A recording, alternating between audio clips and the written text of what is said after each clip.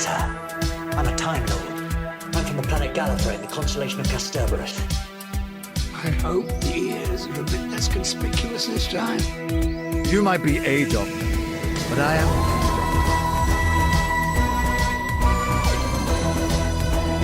I'm a doctor. That's probably not the one you expect. Absolutely fantastic. All of time and space, everything that ever happened or ever will. Where do you want to start? Hello, everybody, and welcome back to Figure on the Inside, the new Doctor Who Watch On podcast. Smooth. I'm Harry. I'm joined, as always, by my co-host Tim.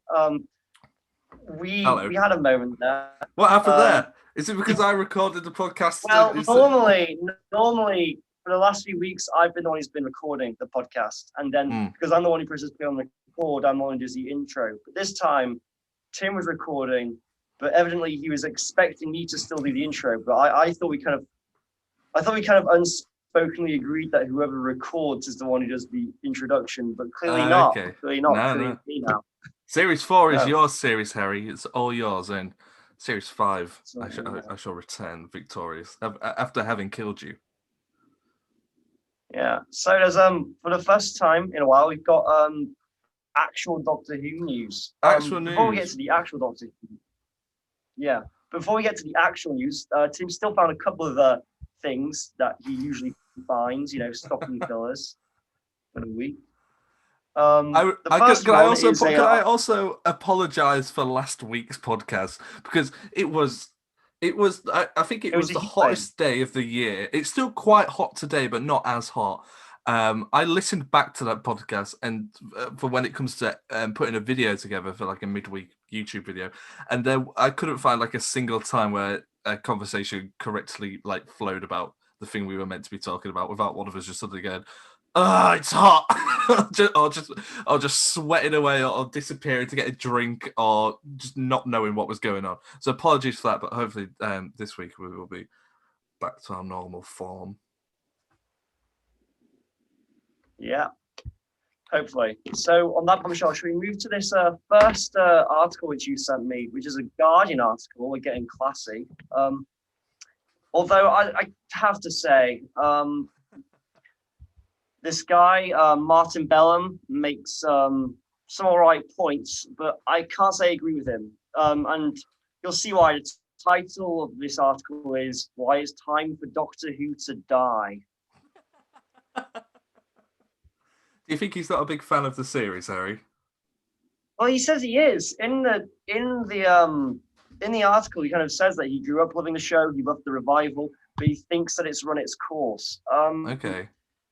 The issue is that when it comes to the issue that I mainly have with this article is that he doesn't give any problems with the show itself. He just kind of says, well, it can't compete with other TV shows on streaming services, and that the show had benefited from the last break, so let's do that again. But then, therefore, it would only just come back and have the same problems anyway, in my opinion, because that's why it got canned anyways, because people were watching stuff like X-Files and these other sort of, well, not really X-Files, but like these other big American series that were just starting to come over to the UK when Doctor Who got cancelled, because that was still at that time, Doctor Who was sort of seen as a joke panto sort of show. So if you're going to cancel it, you're only going to wait another 15 years, it's going to happen again. Yeah, I mean, that's the argument it makes. But the argument that they make is they compare it to stuff like the Marvel MCU TV shows, stuff like WandaVision and Loki. Yeah. And honestly, I've not watched Loki. I know lots of people have compared Loki to Doctor Who, but I don't have a stance on that. I've seen WandaVision, and it's just, without commenting on what I think about WandaVision, it's a very different show. It's a very different program. Other than the fact that they both have kind of sci-fi/science fantasy elements, very front and center, they're not the same thing, and I don't really feel like it's a strong enough case to just say this show has a bigger budget and can do more things, which makes Doctor Who look lacking, especially since the latest series of Doctor Who, I don't feel like they've been limited by their budget by any means. They go doing all kinds of location shoots, they've got notably improved special effects.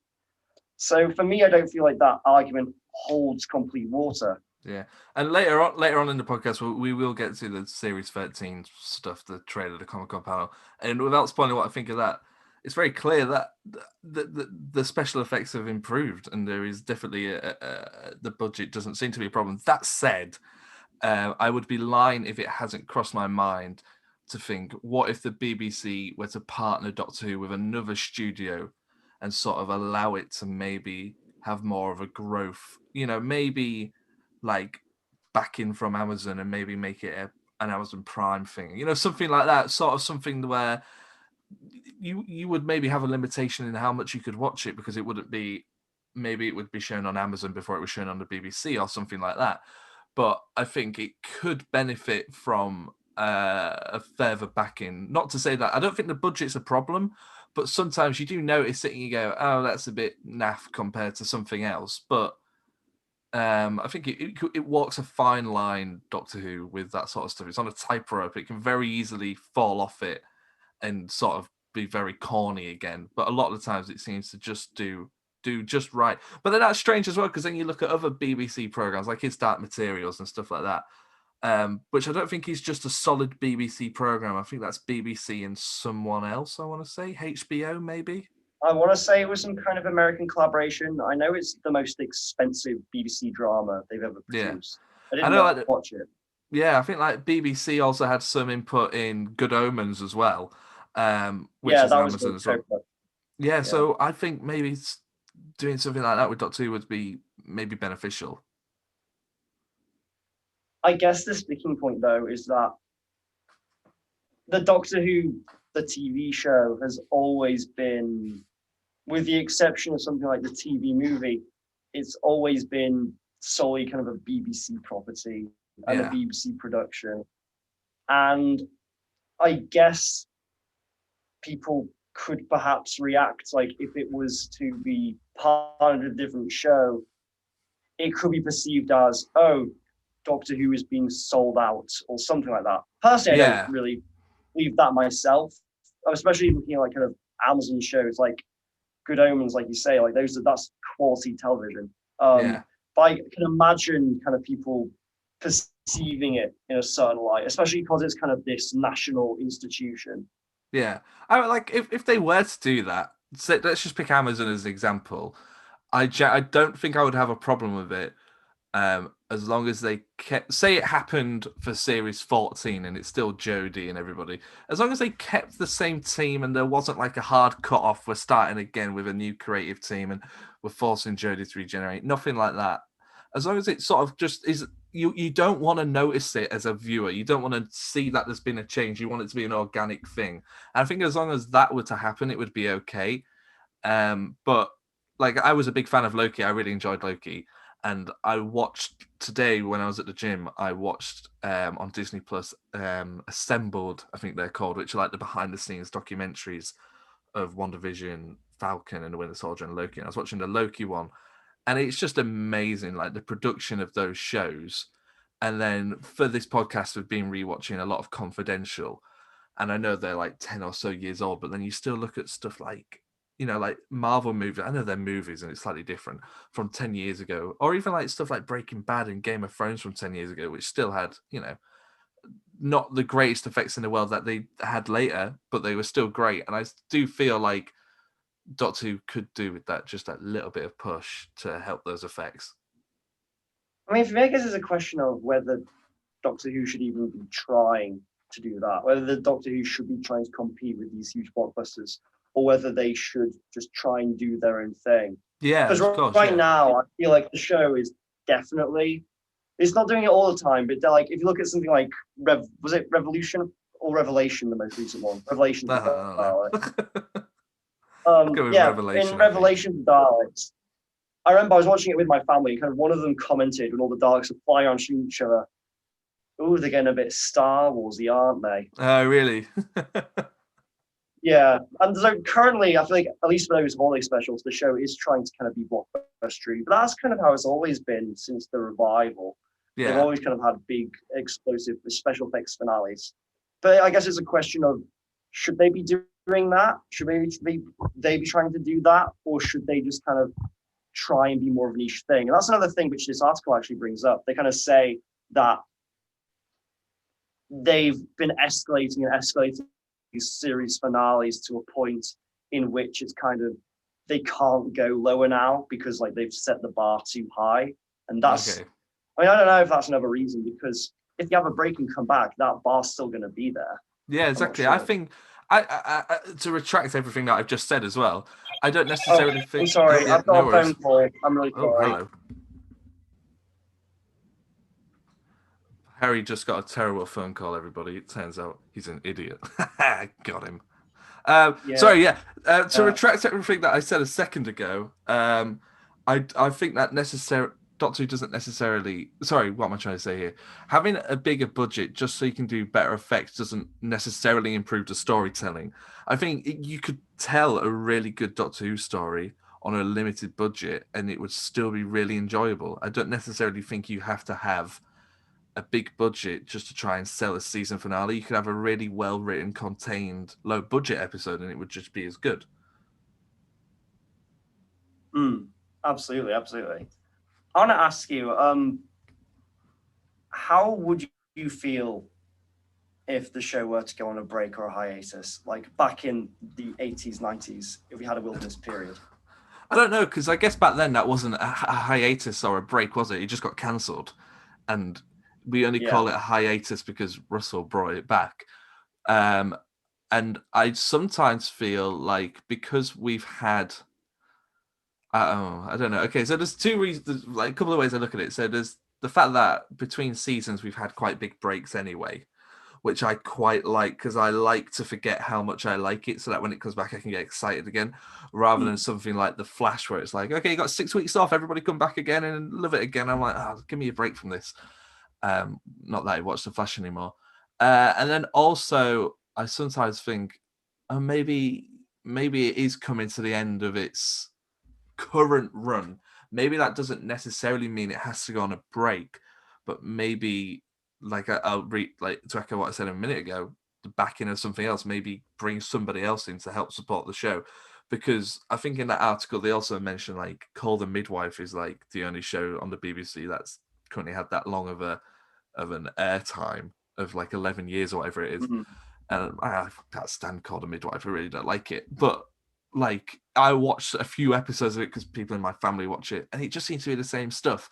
And I feel like maybe that's how outsiders of Doctor Who look at Doctor Who, going, another Dalek episode, another, I feel like it needs something to help revive it and revamp it without it necessarily being taken off the air. And I don't necessarily think that's just recasting the Doctor again or anything like that. Yeah, that's interesting.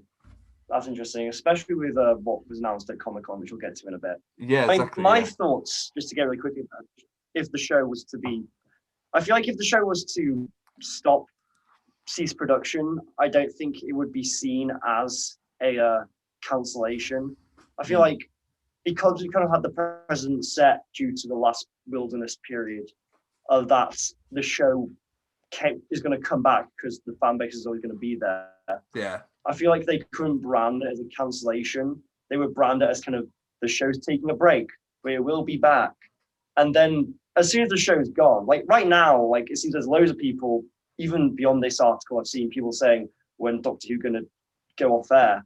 As soon as it's gone, the question everyone's going to ask is, when's it coming back? Yeah. I feel like honestly, I can't imagine the show. Sorry, go on.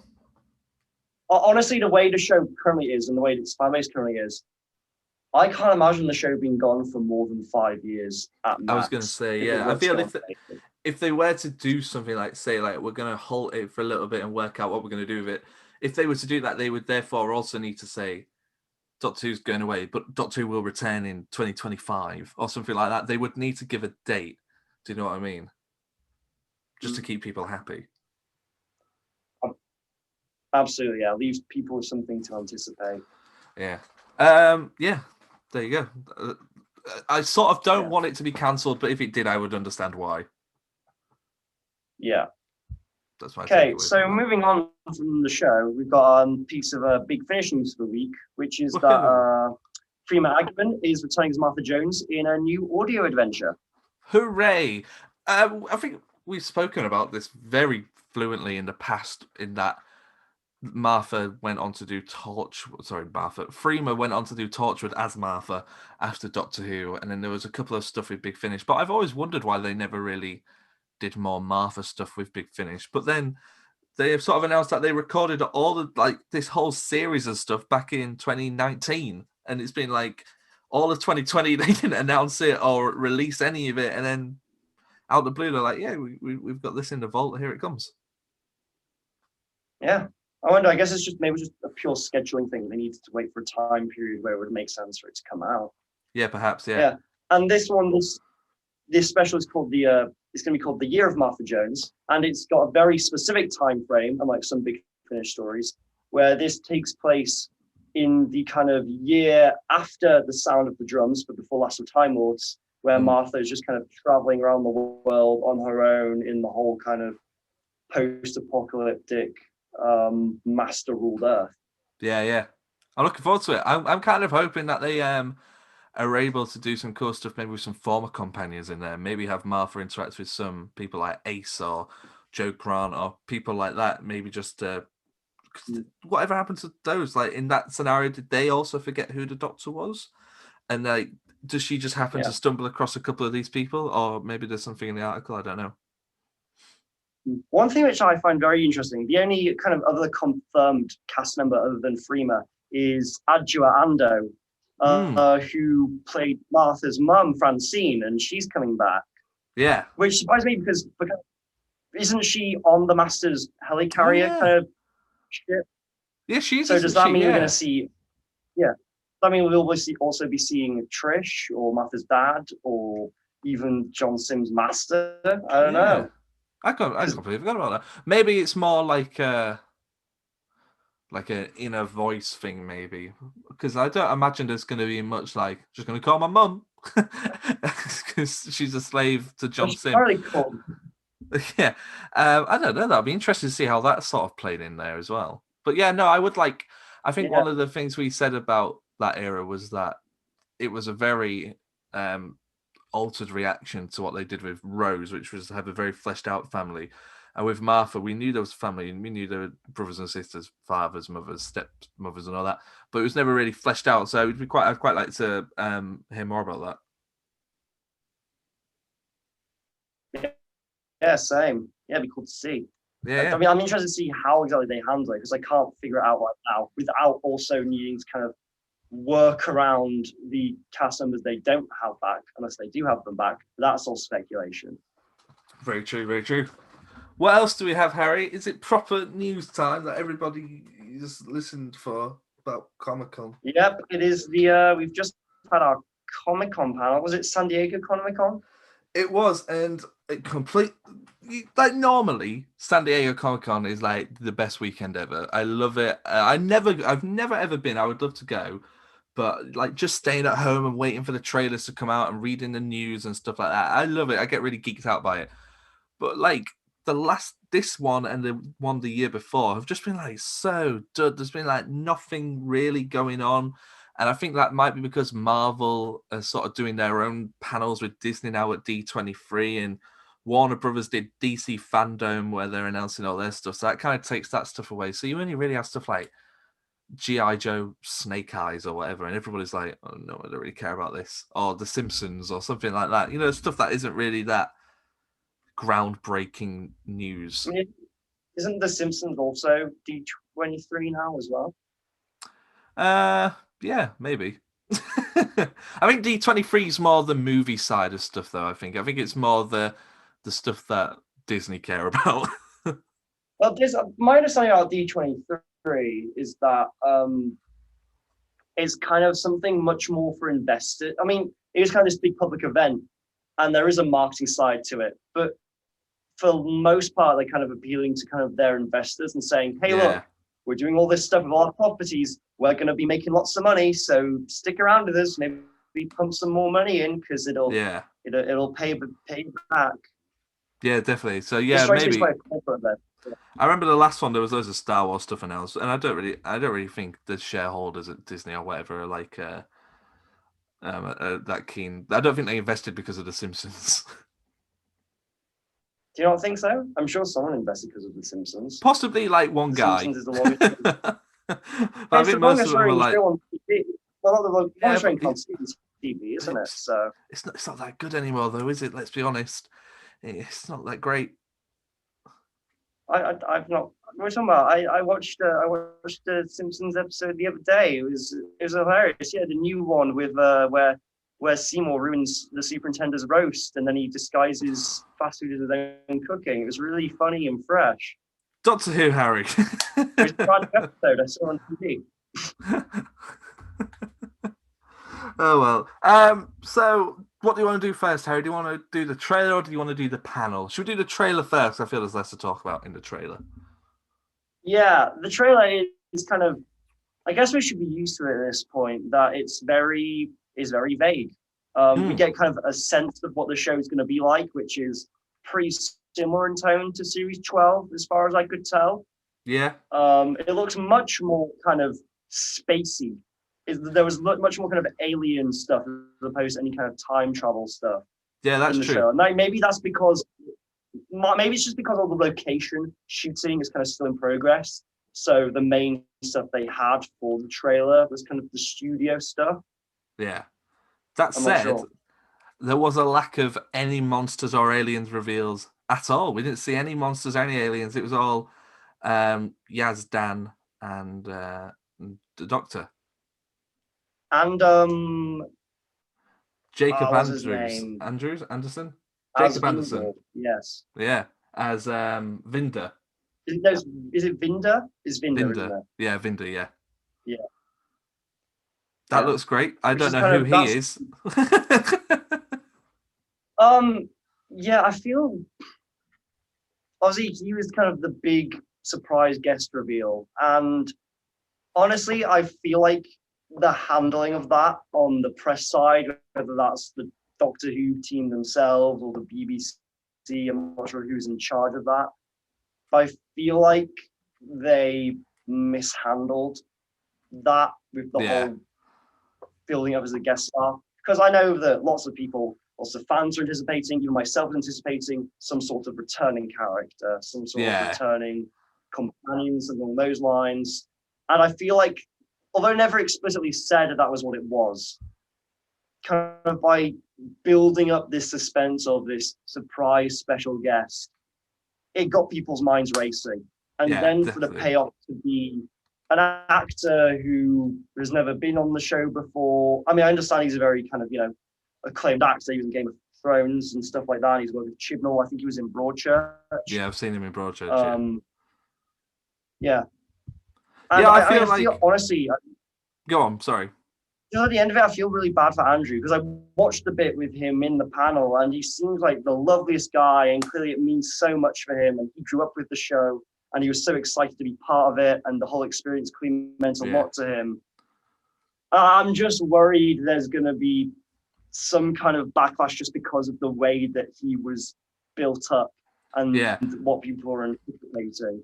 Yeah, I watched it and I did a video with Harrison about it and I'm sat watching it and they sort of very early on in the panel said that he was in Game of Thrones and I'm like, oh, so it's not Alex Kingston or anything. And when it came up and it was Jacob Anderson, I was like, who the heck who's this guy? And there was a moment before where the only thing they had revealed was that he was in Game of Thrones. And the second thing they revealed, he was a musician. And I just, in my head, I went, if this is Ed Sheeran, I'm going to lose my shit. This better not be Ed Sheeran. I'm really going to be disappointed. But despite being disappointed that it wasn't a returning character, what they revealed about him, the fact that he has his own ship, he's on the TARDIS, his character's name is Vinda, he has a cool costume. I think there is going to be some cool reveals about this character. The fact that we haven't seen a single leak. This is what I love about this series, or this era of Doctor Who, is that a lot of stuff gets leaked. Weeping Angels, Sontarans, John Bishop and all that stuff. But something like that, like a whole cast member who is clearly a critical part of the series, I just haven't seen anything. And I've got like my finger on the pulse of Doctor Who bullshit every week. We report on it every week, and like the fact none of this ever happened, or you didn't hear this name appear, or such and such was seen on set or anything like that. I mean, it's crazy that they're still able to keep these things a secret, which then makes me think. And I don't want to say something like this because I often find the Doctor Who fandom is also like the Marvel fandom, which is that we just anticipate returning characters and reveals that one character is actually a different character. And I feel that leads to disappointment. But the fact that they just hadn't announced Jacob's involvement in it makes me think, what's the significance of his role? Okay. But what are you thinking the significance of his role could be? Obviously, I mean, he's clearly going to be a recurring character throughout this series.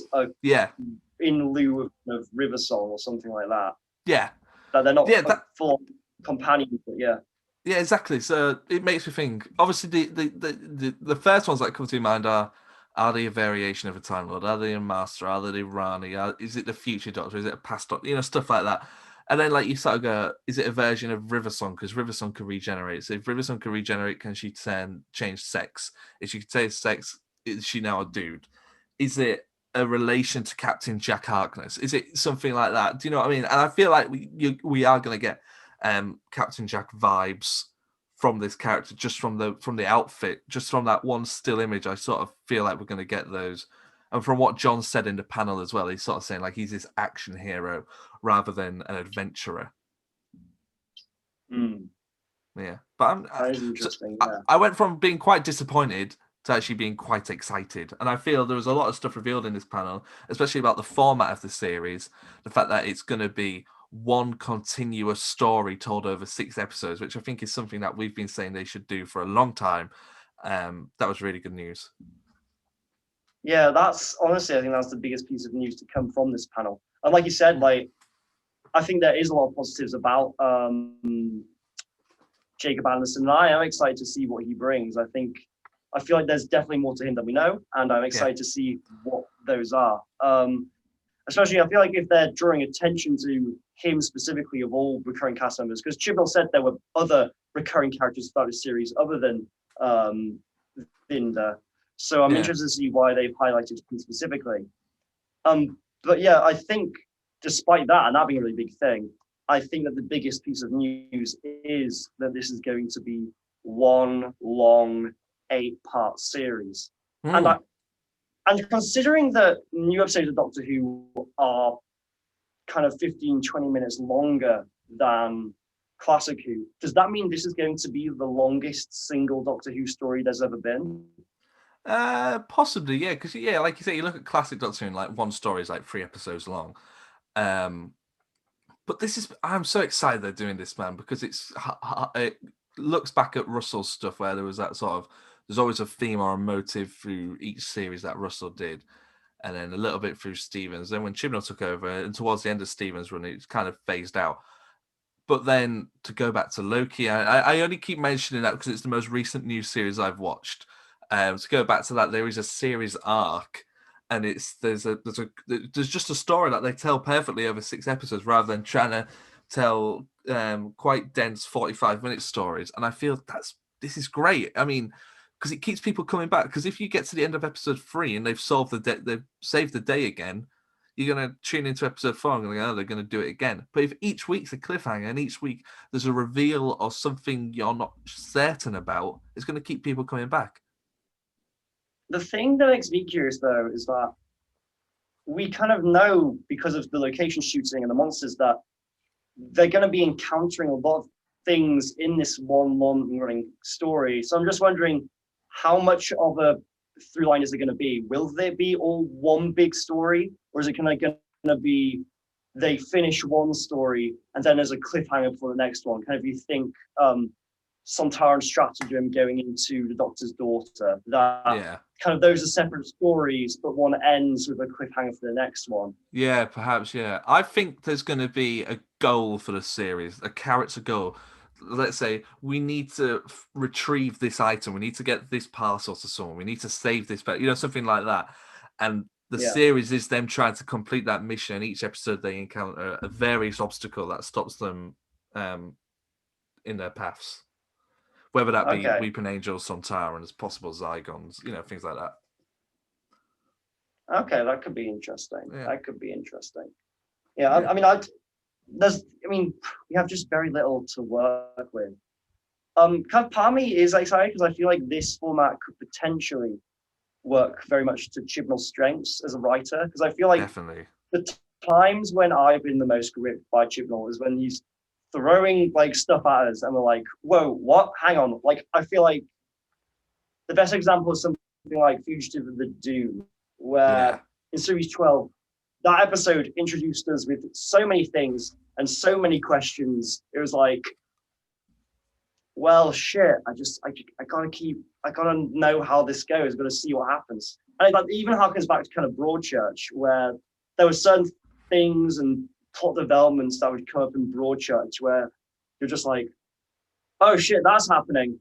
Okay, I just gotta see this through. And I feel like Chibnall is very good at kind of planting those seeds and those kind of little bits of mystery and hooking you in that way. So I feel like if it's going to be one big continuous story, this could really play to his strengths. Yeah, I've never thought Chibnall isn't a good writer, and I've never thought that he isn't capable of running Doctor Who. He's not my favourite showrunner, and this era hasn't been one of the strongest, but I know that he can do a good job. But I feel like the struggle has been trying to find where Chibnall fits in the new Doctor Who and where Doctor Who fits in television. And I feel it's taken 2 seasons. Sorry, I'm fiddling. It's taken 2 seasons for those clogs to mesh and for it to fit. And I feel this is going to be the one where it works quite well. And it's like what we've said so many times on the podcast is that he listens to the fans.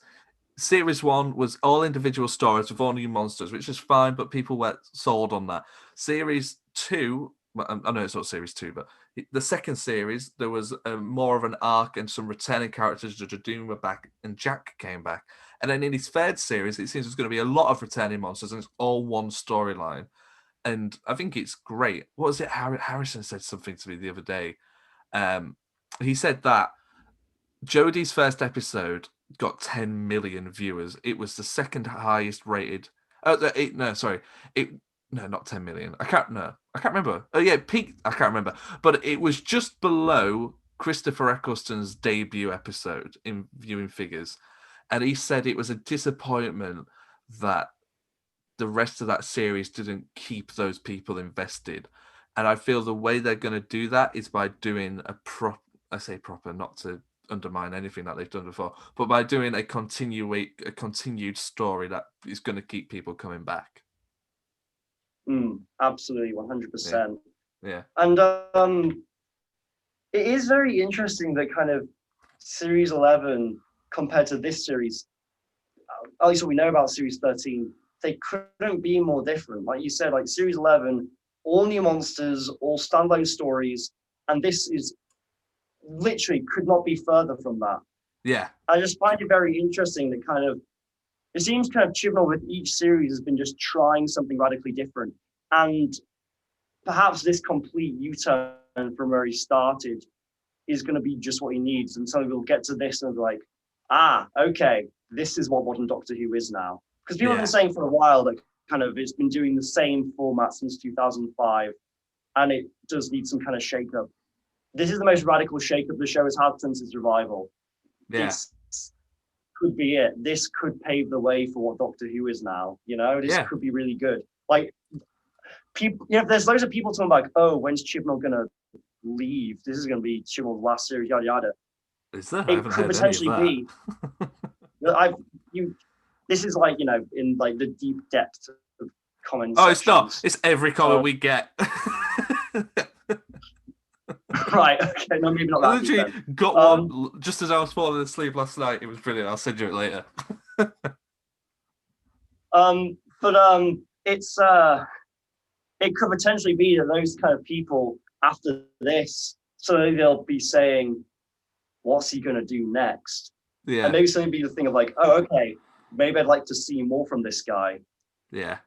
Hopefully, I hope so. Because I really dislike the fact that a lot of people hate on it. I rather people were constructive about it and say, "Oh, I didn't like this, but I really like the fact they did this," rather than just go, "I don't like women," or whatever they're shouting at me this week in the comments. Yeah, I mean, I've always kind of been mind when it comes to Doctor Who, because I feel like Doctor Who's not X, Y, and Z, because the show has never been X, Y, and Z. It's been anything but formulaic. Sometimes they don't have a TARDIS and they're in a military base for ages. Sometimes, it's a duo. Sometimes it's a 4 team. Sometimes it's a fam. Sometimes it's a gang. Sometimes they're companions. Sometimes they're mates. Sometimes they're friends. Sometimes it's the Master. Sometimes it's Missy. Yada yada yada. This is a show that thrives on not being the same thing. Exactly. I love it. Slightly conscious of how long we've been gabbing on for, Harry. Is there any more news? Oh, Dan is called Dan Lewis. That's his name, isn't it? Yeah, Dan Lewis. Why do you think they kept that a secret? I don't think it was a conscious decision to keep it a secret. They didn't treat it as a big reveal in the panel. They just kind of said... No, they didn't. No. Bishop. I want to ask what your thoughts on kind of John Bishop as a whole. He looks great, doesn't he? This panel. He looks so good in this series. A lot of comic relief, it seems. Really fun. I feel like he's going to be a contender to be my favourite character of this era. I kind of just hope that he's not another Graham. Yeah, it doesn't seem like he's going to be. It seems like there's going to be a lot more. Graham was sort of somebody who seemed to be in disbelief all the time, going, "Oh, I can't bloody believe this," or what. He wasn't Yorkshire, but do you know what I mean? Whereas John Bishop, is going to be more hands-on and involved, but just absolutely loving it, like John Bishop actually seemed to be. Like there's a couple of clips in the trailer where they're doing like an Indiana Jones style thing, and he just falls from the roof and lands flat on his face. And I thought that was hilarious. I thought it was very funny. And then there's another shot where he seems to be going down like a slide thing with loads of lights going past him, and he looks like a character who's just going to get straight stuck in and love it straight away. Yeah, I find it interesting that kind of it didn't seem that he is a long-time fan of the show. He kind of said that once he got the role, kind of almost similar to Matt Smith, he went back and watched the series. So I think John watched all of the revival series up to this point. Yeah. And it is interesting that, I actually think that's a really good thing. I think it's cool that kind of this outsider has kind of completely immersed themselves and thrown themselves into it. And it shows that kind of it's almost more than just a long-time fan of the show being involved. It's kind of someone who has that level of commitment to completely immerse themselves in this world before they themselves have thrown themselves into it. And it's like what Jacob and John said. They both said like the first day of like doing promo photos, and you turn around and you can see the TARDIS doors, to not the police box doors, but the doors to the interior, and you're like, like John said, he knew what it was. It's like so ingrained in everybody's conscious what a TARDIS is, and you don't have to be a Doctor Who fan to know the significance of being on that set. I imagine, like, I'm not a massive Star Trek fan, but if someone was to say, "Hey, do you want to come visit Captain's Bridge and sit in the chair?" Like, hell yeah, do I want to do that right now? And I'm not even a Star Trek fan, but you want to do it in the same way that before I was a Star Wars fan, I want to play chess on the Millennium Falcon and stuff like that. There's all this stuff you want to do just because it's iconic. So I like that. Yeah. The two new cast members seem to be as excited as we are. Yeah, there probably isn't a more iconic set on British TV than the TARDIS interior, except for TARDIS interior and the Bake Off tent. I also would add the Rover's Return in there if you're British. Outside of Britain, no one will have any idea what that is. That's true. The TARDIS, the Bake Off tent, the Rover's Return, and possibly, I don't know, Danny Dyer's The Wall. What's Danny Dyer's The Wall? Have you not seen it on BBC? It's like the game show hosted by Danny Dyer. There's like a big wall, and he's like, Are you hard enough to put a disc in the wall?" And it's like the disc falls down. It's like a 20-foot high wall, like a glass wall with pins in it. And someone at the top like drops a ball, and at the bottom there's like different money. And if the ball falls in the right thing, you win the money. It's a It's a mix between Tipping Point and that one that Stephen Mulhern does, where he rolls a pound coin or something. Oh, is it called Rolling in It? Yeah, it's like a mix between those two. Yeah. But it's done by Danny Dye, and it's not very good. I'm a little disappointed that Dan Dyer's The Wall isn't involved. Do you remember that other BBC show, The Wall, where the people there's like the big styrofoam wall thing, and there's like a silhouette? Hole in the Wall. Was that called Hole in the Wall? Yeah. Yeah. And they were like, bring great. on the wall! Yeah. Yeah. That was a fun show. That should come back. I'd watch that. Cool beans. I'd watch The Wall if they brought back The Wall. Yeah. Any other news, Harry? Is that all done? I think that's all of our news for this week. Cool beans. Everybody listen to these fun jingles. Oh, no. What, lead us into the watch along, Harry, which is have fun with this. I have to do that.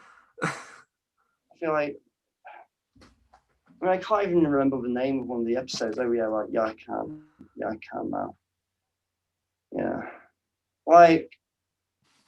Listen, do we have to do this? It's so fiddly complicated. I feel like it's a Sontaran one, everybody. For watching the Sontaran one this week. I'm just saying we need to figure out some kind of new approach, some new tactic. Is this part of it? Oh, sorry. But I don't know. I don't even know, man. I don't. I'm getting really pushed with these, you know. Like, how are we meant to? I mean, I feel like we need to put more thought into how we do these transitions. You know, we need some kind of.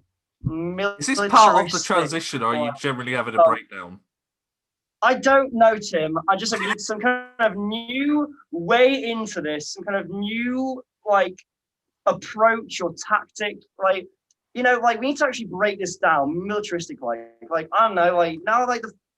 We need to go actual Sontaran on this shit, man. We need some kind of Sontaran stratagem.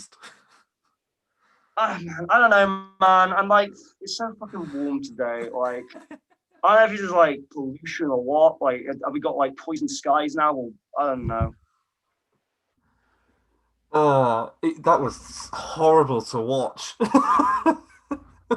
Well, good thing this is a podcast and you can't see our faces. I was just watching a man have a breakdown in his room whilst trying to whilst trying to work out what words he was going to say next to lead him into a random episode of Doctor Who. So catch us on the flip side of these jingles for us talking. If you didn't guess, we're doing the Sontaran ones this week. The Sontaran Stratagem and the Poison Sky. So stick around for those. And I'll see you on the events. Shut up! Shut up! Shut it down, pop up!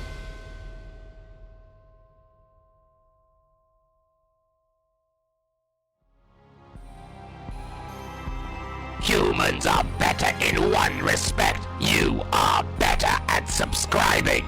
Seek, locate, subscribe.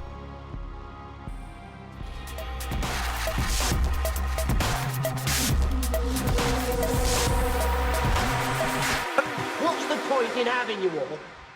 Hello, everybody, and welcome to the second part of Big on the Inside, the New Who Doctor Who Watch On podcast, where we talk about episodes of Doctor Who, and it's really fun, isn't it, Harry? Yeah, can you hear that, Tim? Not again!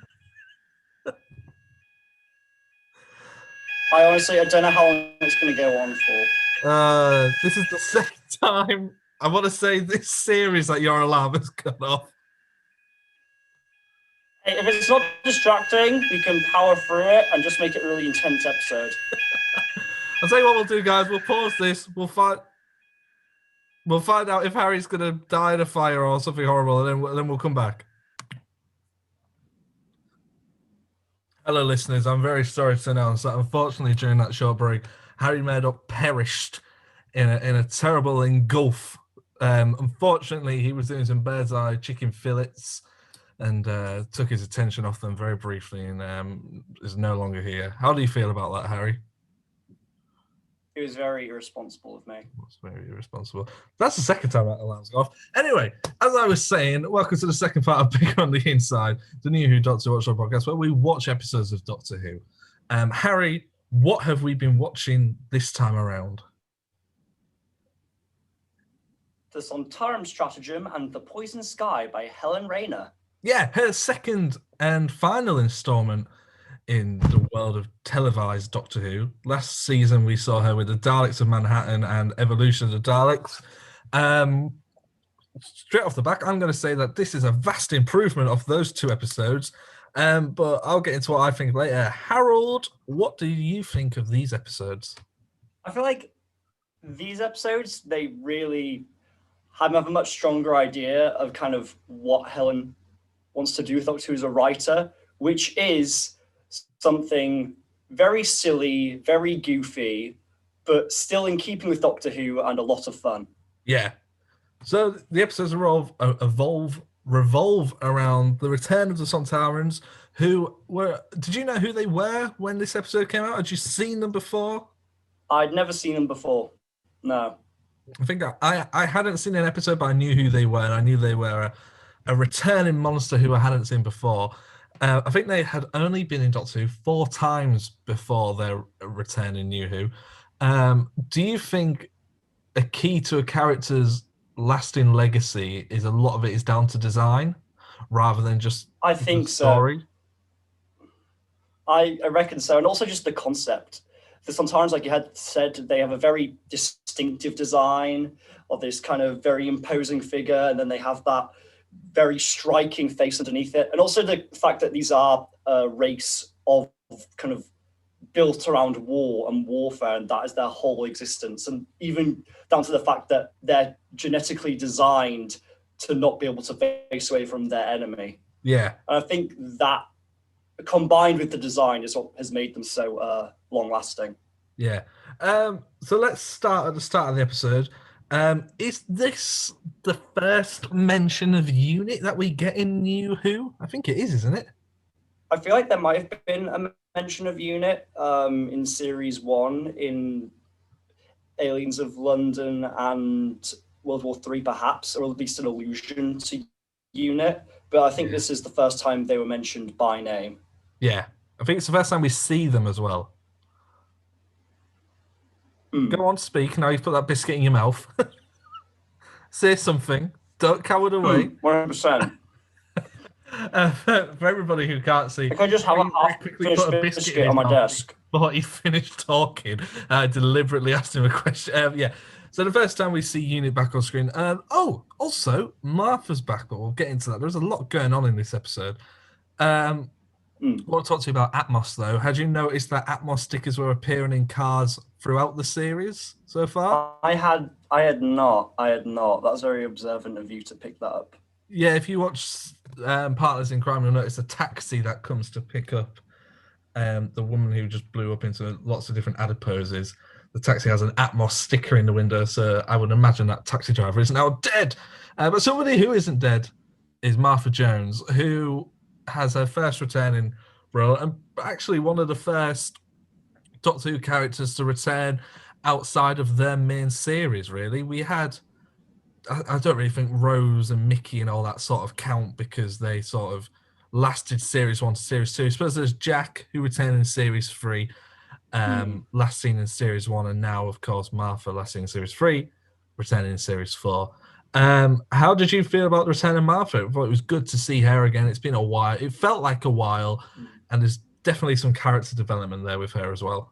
Yeah, it's just cool that kind of this era of the show had this kind of cast of characters which weren't temporary, that they stuck around even after they were out of the spotlight, that they still had some form of presence in the show. And it's cool to kind of, that in addition to that, we get to see where they are now compared to where we left them off. Obviously, characters like Jack and Mickey were in very different places when we saw them come back, and Martha is in a very, very different place when her character comes back. That's true. One thing is she's engaged to Tom Milligan.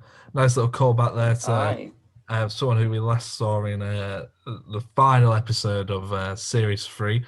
I want to know what happens to him. Does he get killed or something? I can't remember, but when we last see Martha chronologically in the show, she's dating Mickey.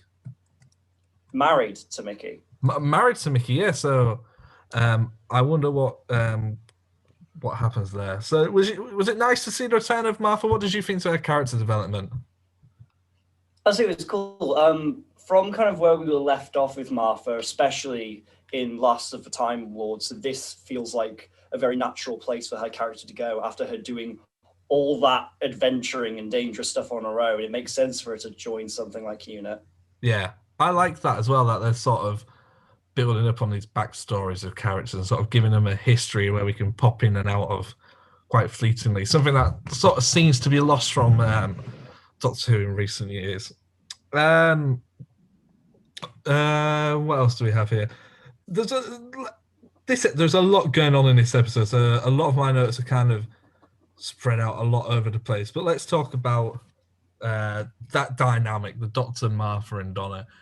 I like how they played with Donna not really caring that there have been people before her compared to other companions. Yeah, it does feel like almost a juxtaposition to School Reunion, where Rose and Sarah Jane had quite a bit of contention between them, and here Martha kind of skips over that and goes straight to just making fun of the Doctor, like Rose and Sarah Jane eventually got to. And I guess that's just kind of a sign that both Martha and Donna are much more mature characters than Rose is, which makes sense. They're both older than she was. Yeah, do you think in hindsight then, has your opinion on Rose changed slightly since we've seen these new companions? Because I know when we first watched that series, we were Rose's biggest fans mainly because of the way she treated her family down on Earth. And since we've had these new characters, I'm sort of starting to dislike her a little bit. I don't dislike Rose. I think that she worked within the context of the show's initial revival very well. Yeah. But I feel like it was necessary for the following companions to kind of do things notably different to her. And I feel like it was necessary for the character of the Doctor to have those challenges faced through those companions. So I don't think, it's not a preference for me. It's just that at this stage in the series, we need this different kind of companion. Definitely, yeah. I like the sequence in which Martha warns Donna about traveling with the Doctor and tells her to stay in touch with her family and just make sure they're safe. And that seems to be, even in today's sort of series, companions warning current companions about the dangers of traveling with the Doctor, and it never ends happy. Even Jack with Yaz in the most recent Dalek special that we had, he's sort of saying, just be careful, don't get too attached because it's not going to last forever, sort of thing. Absolutely. And obviously, series arc, absolutely. And of course, it's foreshadowing for where Donna ends up. Martha, of all the companions, Martha probably ends up the most okay. Yeah, she does. One thing that caught my interest in this is that it's a very unit-heavy couple of episodes, with basically the two episodes revolving around UNIT and taking place at UNIT HQ and all this cool, fun stuff. I feel this would have been perfect with Tennant, what they did with John Pertwee, which is an Earthbound series in which the Doctor works for UNIT. I think a David Tennant series in which he had been Earthbound and only could work with UNIT would have been really good fun. On one hand, yes, but on the other hand, given kind of the limited amount of time get with each Doctor, I would feel bummed if we had to compromise a series of far flung off adventures across space and time to replace it with the UNIT series. It would have been unique and it would have been interesting. Yeah. Although I feel like what we would have lost would have been a lot more than what we would have gained, personally. Yeah. A lot of this episode reminded me a lot of classic Who, not only because we had the Sontarans returning, but the use of green gloop I thought was just very fun and very charming. Just a big bath of green slime that would not look out of place on what's that? Get Your Own Back, on something like that, one of those like classic 90s CITV game shows. What do you think to stuff like that on Doctor Who, where I don't really question it, do you? It's just a big vat of green gloop and you go, oh yeah, that's spooky. If there's any BBC drama where you can have big vats of green gloop, it should be Doctor Who, and it should be accepted, and not just accepted, but embraced. Yeah. Like I said, this is a very goofy episode that kind of fully embraces everything Doctor Who ever has been. when it comes to the weird and wonderful, and doesn't shy away from that and just has fun with it. And that works really well with the Sontarans as well, which are just this very weird looking space alien. We'll talk about them a little bit now then. One thing I noticed is that when the leader of the Sontarans, whatever his name is confronted by the two unit guys who he disables, he says, "Words are the weapon of women folk." And I think that despite that line being somewhat controversial, I think it's very well sums up this sort of the intentions of a Sontaran and how it looks upon the world and its evilness and its sort of forward thinking. Do you know what I mean? Are there any female? Sort of bluntness. Yeah, I mean, are there even any female Sontaran? Does the Sontaran race have women? I wouldn't believe so if Sontarans are clones of each other. Yeah, well, that explains the very short-minded worldview, doesn't it? It does. It does. I feel we could often use that clip and just leave it on Twitter comments from whenever it's perhaps like today, it's Jodie Whittaker's birthday. And you read some of the comments where people, for some reason, don't want Jodie Whittaker to have a nice birthday. Very strange. What do you think to the one design fault in a Sontaran, which it can only be killed by hitting a little button on the back of its neck? I think it's cool. I think it's a cool concept. I think it's of the Sontaran, everything about Sontaran's kind of design and mythos. I think it's kind of the one most kind of like that's like the core element to me. That's the heart of it. That sums up what they're all about. That they're a race kind of designed and an alien race created for warfare, and they're literally created in a way that means they have no choice but to live that life. Yeah. So it's just totally ingrained in them. What would you think to when they return later in Series 13, if that was to be an element of their design that had changed, perhaps so that, you know, it would seem strange that after all these years they would keep that one design fault. Well, it's not a design fault. For them, it's to encourage them to be brave soldiers. Like if they didn't have a design fault, they could just turn and run away. That's true. I feel like if you remove that, you take away what makes a Sontaran a Sontaran. Yeah, that's true. I'm looking at the set photos here, and it does still seem to be that they have that on the back. I just googled Doctor Who Series 13 Sontarans, and this picture for a video came up. I went, oh, that looks interesting. It says, oh, it's one of ours. Doctor Who Series 13 film with Sontarans, classic monsters return. Bigger on the inside YouTube, so go and check that video out. Google apparently wants you to watch it, which is very charming. One thing that I thought would have been a great inclusion in this episode is if that the Doctor had been reunited with Bessie, the third Doctor's classic yellow car, because there is a sequence in which the Doctor is talking to the leader of UNIT, who says, well, the Doctor asks for a Land Rover, and then he replies with, don't you normally have your own murder transport? And I thought that should have then cut to the 10th Doctor with a big beaming smile on his face, whizzing around in Bessie.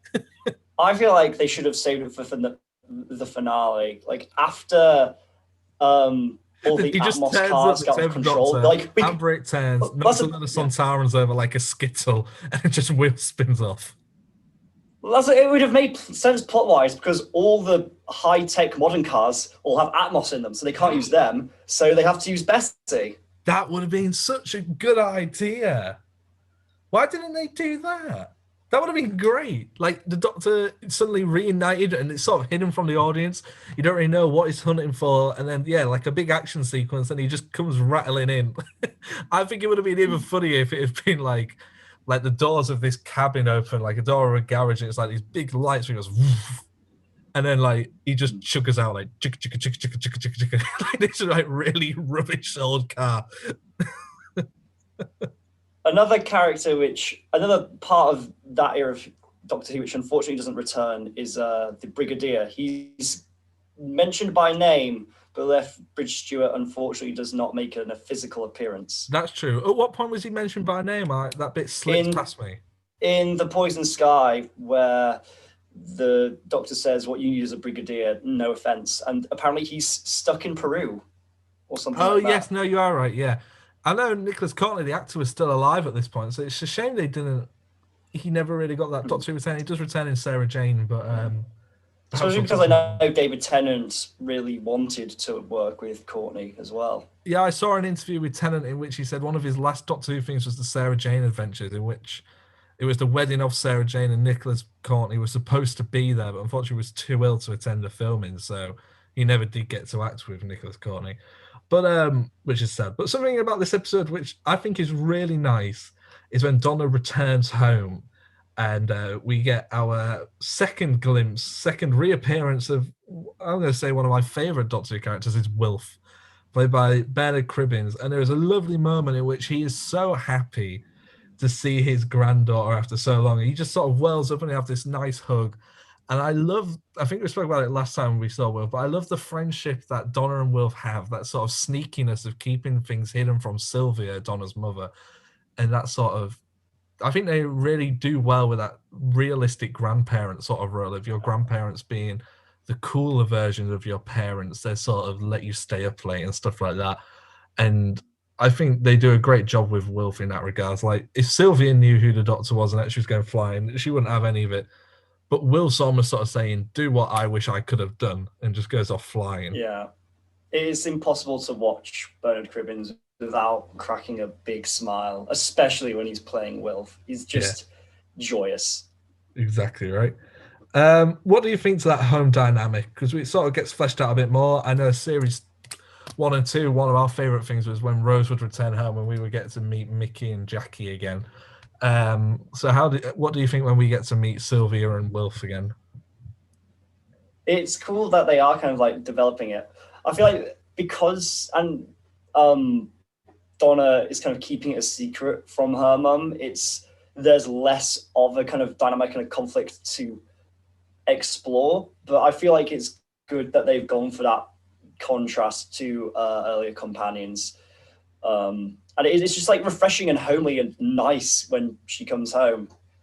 And it's nice that kind of Donna has that impulse to return home, but she isn't constantly trying to get away like Rose or Martha was. Yeah.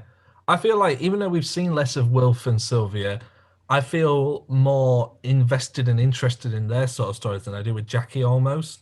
Jackie had a really cool sort of story of just being at home alone and that loneliness.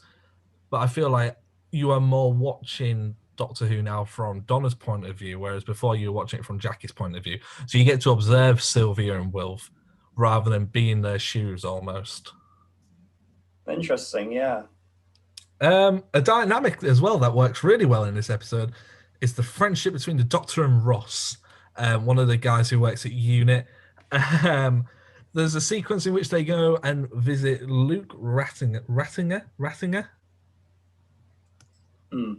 Mark Zuckerberg, yeah. Yeah, Mark Zuckerberg.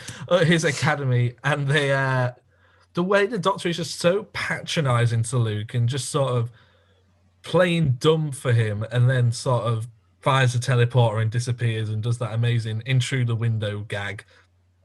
It's just a really good 10th Doctor moment. I feel it's things like that that have really stapled themselves well with this incarnation of the character.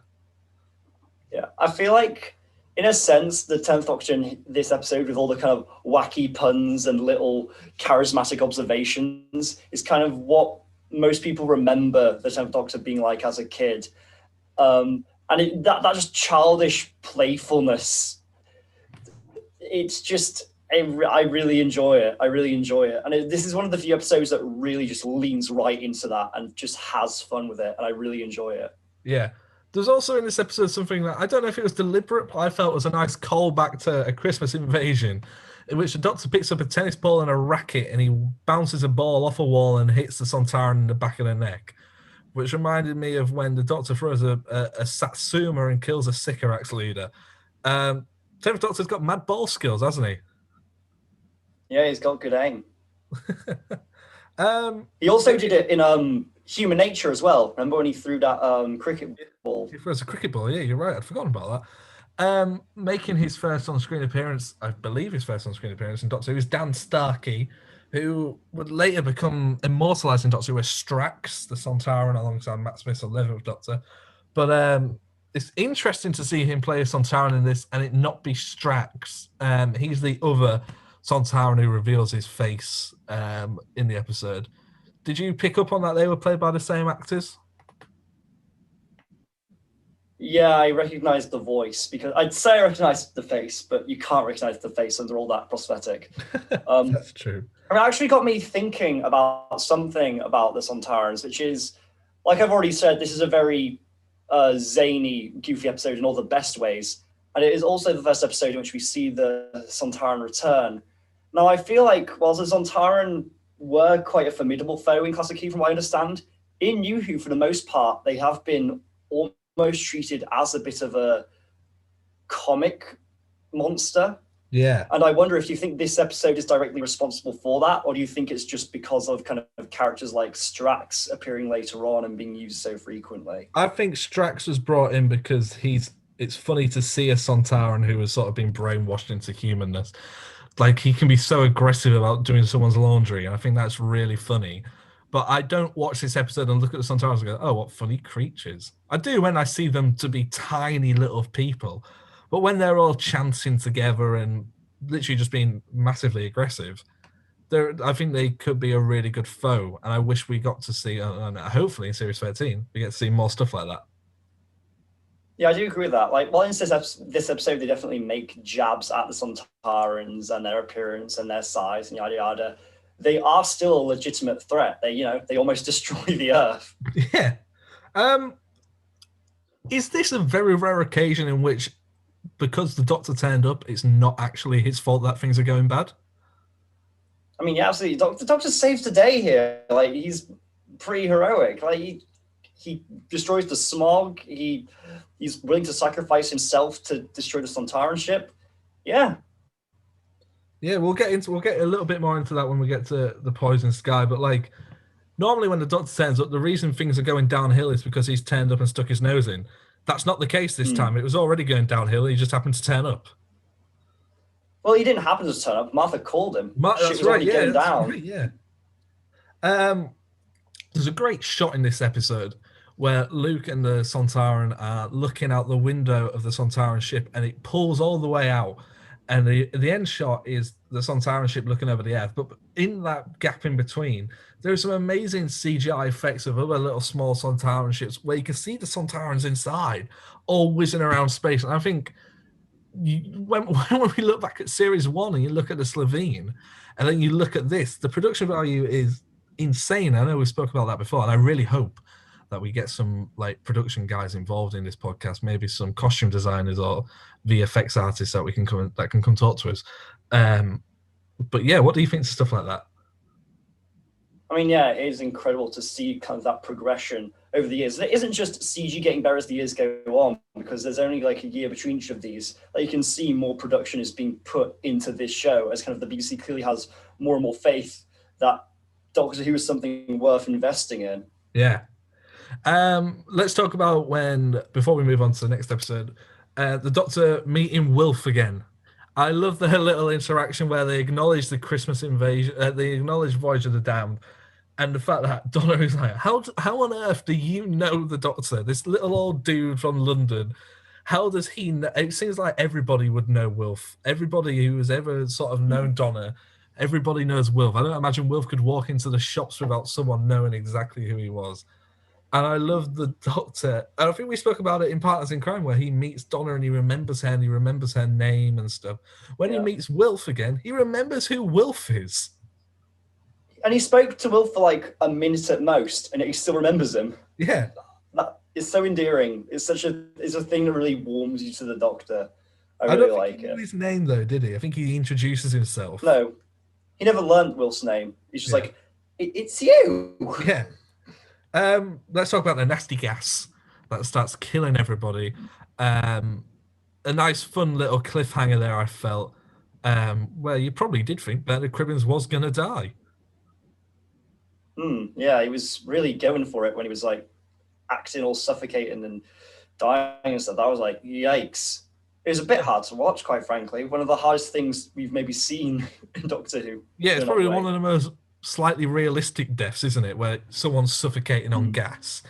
But I couldn't help but watch it, forgetting how it concluded, going, why is no one just going to smash that window? Why is nobody doing that?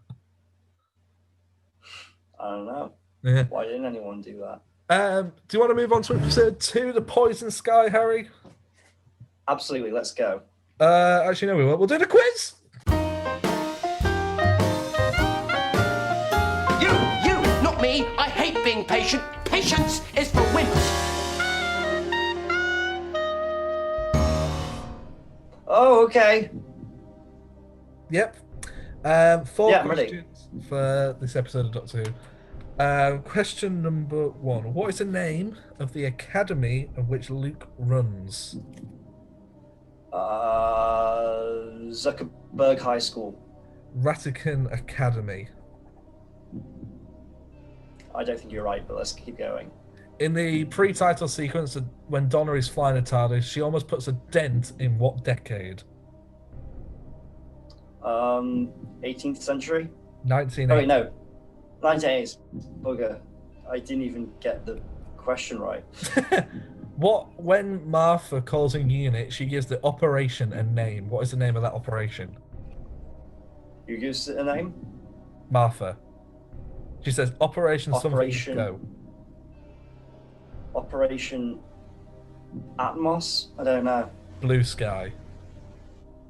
Bugger. How many deaths were recorded in one day with cars linked to Atmos? Was it 19? 52.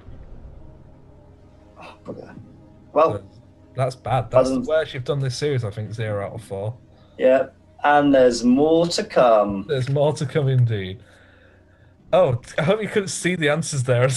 No, I couldn't. Don't worry. The Poison Sky starts with Sylvia saving the day by smashing the car window and rescuing Bernard Cribbins. I don't know why she smashed the front windscreen of the car. Why didn't she just smash one of the side ones? A smaller one that would have been easier and cheaper to replace. And also, why does she have an axe for burglars? We needed to resolve the cliffhanger. Oh, okay, sorry. I didn't pick up on that. It was at this point I started to realise that this is one of the first mid-season two-parters that isn't boring me or feels dragged out. I was thinking that this is probably one of the most well-paced two-parters we've had, where neither episode feels like it's lacking because of it being a two-parter. Like, it just packs loads into both parts. Yeah. I'm just looking here at two-parter episodes of Doctor Who, so let's have a look. List of Doctor Who televised stories are going to be forever. Is it every single one? Or is it just New Who? Oh, jeez, it starts with an unearthly child. Let's keep going. Here we go. You're falling down a rabbit hole, Tim. So the first one we had was Aliens of London and World War III. I enjoyed that. Yeah? Mm-hmm. Likewise. Yeah. Then it was The Empty Child, The Doctor Dances, which is fantastic. But I wasn't... You tend to get two mid-season two-parters, but I always think the first one is usually the most boring. But Aliens of London World War III was great. Rise of the Cybermen, Age of Steel was okay, but it was a lot better pretty good. than Impossible Planet and Satan's Pit. And then in this series, we now then we had Daleks in Manhattan, Evolution of Daleks, something that was really dragged out, and then Human Nature, Family of Blood, which is fantastic. Fantastic. And we have the Sontaran Stratagem and the Poison Sky. But yeah, it's one of the only two-parters where I've sort of felt it deserved to be two stories. Yeah, absolutely. It really justifies its length just through the sheer amount of stuff going on. Yeah. It's also at this point in the episode that Martha has been cloned, and there is now a clone of Martha going around. I like the fact that they don't make the Doctor play dumb. He knows right from the off that that's not Martha Jones. And as an audience member, you can tell that he's just trying to quiz this clone almost. He's trying to pick it apart and doubly make sure it's not Martha by asking her like human questions about her family and things like that. Obviously, the Doctor's a smart guy, and while they often show that just through kind of technical science know-how, it is cool when you see him actually kind of use just some like real initiative and sussing stuff out like that. Yeah. We touched about it just a minute ago, in which the Doctor is sort of, when he's winding Luke up, he also does the same with the Sontarans, where he's sat on a chair with his feet up watching telly, and he's just flicking through the channels every time the Sontarans start to annoy him. I I really like that sort of aspect to him because these villains, and maybe that's what you were hinting at before when you said that, are these sort of comical villains. I suppose they are, in a sense, depending on whose point of view you look at it from. I feel like the Doctor makes them comical through his just dismissal of them. I mean, I feel like the reason for his dismissal is because they're a species centered entirely on war and warfare and artillery and gunfire and all that. And that is the one thing that the Doctor makes a real point of hating in this episode. He does, yeah. Also, by this point, the Sontarans have stolen the TARDIS with Donna inside, which leads to a fun sequence in which the Doctor is communicating to Donna via video chat without the Sontarans actually realizing what he's doing. And it reminded me a lot of Series 2, the Cyberman episodes, in which the Doctor is communicating with Mickey about mobile phone, where Mickey and Jake are on a blimp and he's looking and trying to give hints to Mickey to text a certain number and all that stuff. Yes, I knew it reminded me of something, and that's what it was. I quite like that aspect of Doctor. I wish they would do more stuff like that. Obviously, you can't do it all the time because it's quite a limiting, situation that you can find yourself in. But it's definitely a fun sort of cleverness where the audience are involved in something and they can see something evolving quicker than those actually on screen. 100%, yeah. A character we haven't really spoken about is Luke. What do you think of Luke? Yes. I think Luke is a very fun one-off character, and considering that they were very aware he was a one-off character with where he ends up, I feel like they didn't shirk on him. Like, he gets a full arc, the actor puts in a really fun, memorable performance. I think Luke's a win. Yeah, he's like the British Kylo Ren. Well, he's American. Yeah, but the actor Rhys Sampson who plays him is British. Oh, okay. Yeah. Okay. You might know him from think Plebs. So? Yeah, that kind of like spoiled prince type thing, yeah. Yeah, he does, doesn't he? Yeah. Plebs. I never watched Plebs. Yeah, it's good. I'm just looking through here in my notes. How You My Mummy? That's a nice little callback. Yes, it's weird hearing the 10th Doctor say that. But of course he experienced it, but it's still weird. It is, because we don't get much callbacks to that first series, really. I can understand why, from a story point of view. You kind of want to separate that, I guess. But yeah, I often forget that. Yeah, we got callbacks in series. The same person. Yeah, we got callbacks to series 2 and series 1, but that's probably because a lot of series 2 was written with Chris in mind. Yeah. But after that, it does pretty much, the 10th Doctor really only recalls events from his own life as the Doctor, if you will. So yeah, it is interesting. Yeah, there's a really cool scene in which the Doctor hypes up Donna, where she's sort of getting a bit nervous that she thinks she can't do something. And the Doctor's on the phone saying she can do it. And he's sort of like this really sort of good hype man. I think I really like that aspect. Friends love to see it. I think it's a really good sort of character thing that he does. Why don't you support me like that, Tim? When I say I can't do something, you just say, no, you can't. You're probably right. Yeah, no, that makes sense. Yeah. Yeah. That's fair. What did you think to the Sontaran's portrayal of Luke? Because Luke, for these 2 episodes, is this sort of, like you said, spoiled prince character. And then all of a sudden, he gets betrayed by the Sontarans and he has that realization where he basically has a breakdown. Yeah. I mean, it's interesting that the Sontarans actually revealed that much to Luke. Like, I mean, that kind of suggests that once they're done with Luke, they'll probably kill him too, right? Yeah, I imagine they were going to, because they were going to kill his students, weren't they? Yeah. And then he only manages to escape because they were about to kill him. Yeah. The Return of the Valiant, that was a nice little world-building thing. I like the fact that they do start, instead of just bringing in a new ship, they're like, oh, well, in this world, of course, they're still going to have this big this big spacecraft thing, this big giant flying landing plane thing. And I like the fact that that gets brought back.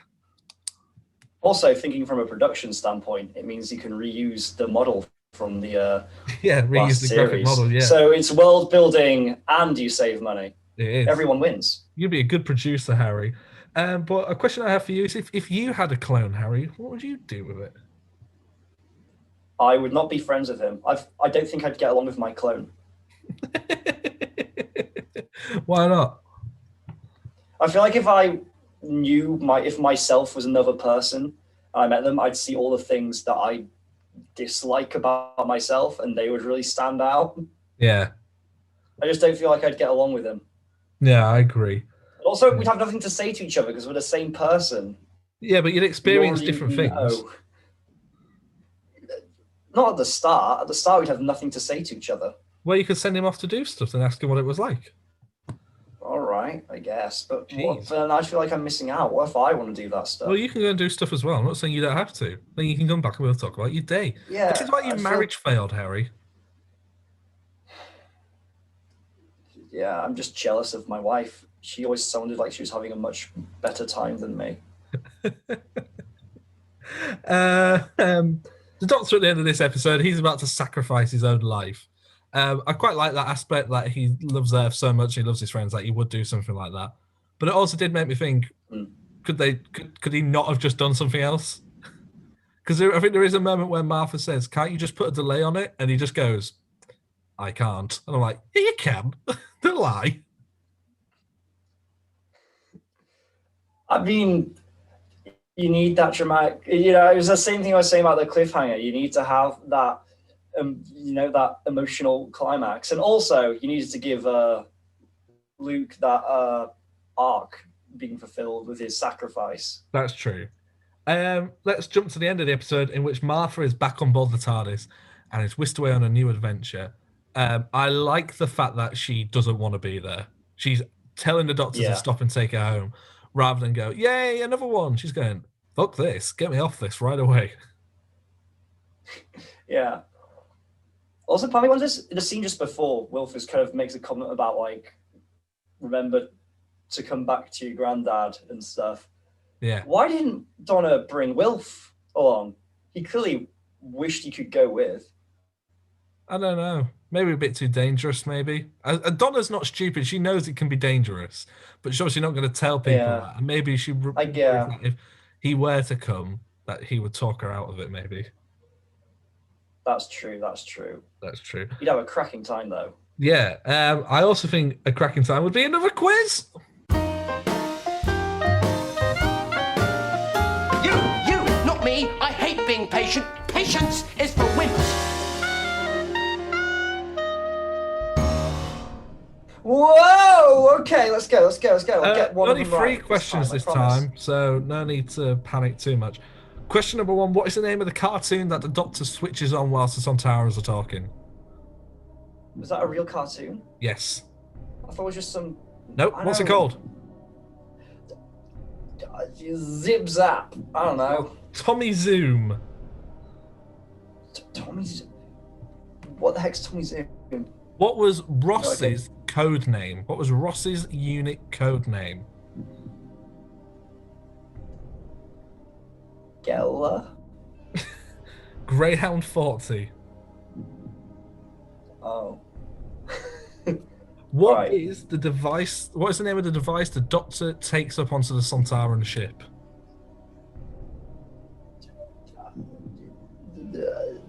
The plot device? The atmospheric converter. Harry! 0 I failed. 7. 0 out of 7. Your total score to 0 out of 7. I'm sorry, Tim. What are we going to do here? Let's move on. Past the episode. Did you enjoy it? Did you enjoy this episode, Harry? Yes, I did. More than I thought I would. Yes, same here. What would you like to recommend? Before I go, I just want to tell you. I've been listening. It's hard to pin down one specific album. I've been listening to a lot of Queen recently. Cool. To the surprise of nobody. I want to recommend the final studio album from Queen, Made in Heaven. Yeah. It was made in 1995, 4 years after the death of Freddie Mercury, and it consisted of kind of the last thing. Ayo! Go on. Sorry. It consists of some of the it's kind of a mixture of kind of some of the very last things that Freddie recorded being turned into songs, some of Freddie's solo hits being turned into Queen songs, and also kind of just half-formed songs or kind of B-side songs being developed further. And it's just a very lovely, touching kind of tribute to Freddie. And it's a very uplifting, positive sounding, fun album. Kind of Brian May describes it as a fantasy because it's kind of, when you listen to it, it sounds like Freddie and the whole band were there jamming out together as always, but obviously it wasn't. But it's just I feel like it was just a very touching tribute, and there's some good songs on there, which no one really, people kind of forget that there was an album after Innuendo, but there was, and there's some pretty good stuff. Well, I'm also recommending some music. I've been going back and listening to a lot of McFly and a lot of Busted, obviously McBusted as well, but listening to a lot of that early 2000s British pop punk stuff, which I love. I love Busted. I mean, they're one of my. How many times have you seen Busted live? I've seen McBusted twice, and I saw the first Busted reunion tour. Yeah. 3. Wow. Just because they're just great, fun shows, especially the McBusted ones. They were just so hyper coloured. I mean, the first McBusted tour started with the members of Busted coming on stage in a DeLorean from the sky. That's brilliant. And then that tour ended with them jumping into a portal, and then the second tour started with them in the portal, exiting the portal by like one of those Mario mushroom things. That's incredible. Yeah, so it's incredible that the two pop punk bands of the early 2000s were huge Back to the Future fans. Yeah, well, I mean, the band's called McFly. It's named after Marty McFly. Yeah, and then the Busted's biggest hit, Year 3000, makes reference to a flux capacitor. It does indeed. Greatest film of all time. So thank you very much for listening, everybody. We will be back next week with what, Harry? Oh, heck, it is The Doctor's Daughter, the episode that people don't actually talk about the episode itself, just the fact that David Tennant married the lady who is also Pete Davidson's daughter. When we get to that next week, we will try our hardest not to mention that at all. Let's see if we can actually talk about something else.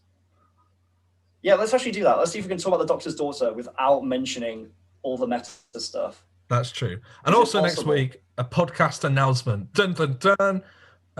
So make sure you stick around to hear that as well. So I'll say goodbye. Ta-ra, everybody. Thanks for listening. Harry, what do you want to say now?